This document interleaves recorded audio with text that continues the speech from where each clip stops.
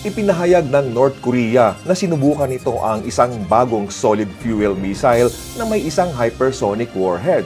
Wala naman itong banta sa mga kalapit bansa ayon sa State News Agency, KCNA. Araw ng Linggo, January 14, nang ilunsad ito. Bahagi ito ng efforts ng Pyongyang na makapag-develop ng mas makapangyarihan at mahirap na i-detect na weaponry o armas. Ginawa ang test sa mismong araw na umalis mula sa Pyongyang ang isang delegasyon na pinamumunuan ni Foreign Minister Ko Son-hwe patungong Russia. Nangyari ang missile launch at pagbisita sa Russia sa gitna ng tumitinding tensyon sa pagitan ng dalawang Koreas kasunod ng serye ng intercontinental ballistic missile launches at kauna-unahang military spy satellite. Pinangangambahan din ng Washington at mga kaalyado nito ang umiigting na ugnayan ng Pyongyang at Moscow.